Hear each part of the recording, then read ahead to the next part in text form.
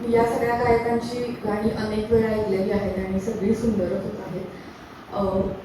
म्हणजे तुमचे उपजत असलेले गुण आणि तुम्ही गाण्यासाठी घेतलेले कष्ट दोन्ही दिसत आहेत. विजय सरांनी केलेलं मार्गदर्शनही दिसत आहे.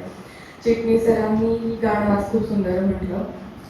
तर मला एक इथे सांगायचं आहे, म्हणजे मला राहवतच नाही सांगितल्याशिवाय, की आपल्याला माहिती उर्दू, मराठी, हिंदी प्रत्येकाचा स्वतःचा लहेजा असतो आणि स्वतःचे उच्चार असतात. नुकता कंठस्थ म्हणतो खरजातला ख ग वगैरे, म्हणजे सागर शब्द सुद्धा नुकतावाला ग आणि नुकत्याचा ग याचे उच्चारही वेगळे आहेत आणि अर्थही पराकोटीचे भिन्न आहेत त्याचे, म्हणजे उच्चारालाही तेवढं महत्त्व आहे. तर हो, हा जो उच्चार आहे, म्हणजे आता मला जाणवलं ते मराठी आणि हिंदी दोन्ही गाणी आता झाली, तर थ हा हिंदीत आणि मराठीत खूप वेगळा उच्चार होतो. थ आणि फ, खूप जणांना माहिती असणार आहे ते. तर आता एकच शब्द दोन्हीकडे वापरला जातो, म्हणून फूल आणि फूल, फू म्हणजे कुठाचे चंपू करून आपण डायरेक्ट फू म्हणजे म्हणतो. मग हा श्वास म्हणतात त्याला, जेव्हा फोर्सनी येतं तेव्हा.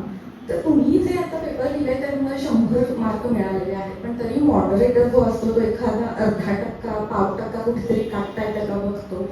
तसं तुम्ही प्लीज हे दोन्ही, म्हणजे खूप नम्रपणे, लहान तोंडी मोठा घास घेते, मला यातलं काही कळत नाही. पण माझा एक कलाकार मित्र आहे, गीतकार, स्क्रिप्ट रायटर, गायक, शायर, तर त्याच्यासमोर मी बोलत होते, म्हणजे मीही यातून गेलेले आहे. आपल्याला कितीही मराठी व्याकरण हे ते ऐकून आपण चांगलं असलं तरी आपल्याला काही गोष्टी कळत नाही. तर मी त्याच्यासमोर बोलत होते, माझी माफक अपेक्षा आहे. तर मग मला कळलं ते इंटेन्शन काय आहे. मग मी माझा फ सुधारला, मी हिंदीतला म्हटलेलं मी सरळ माफक शब्द सुधारला.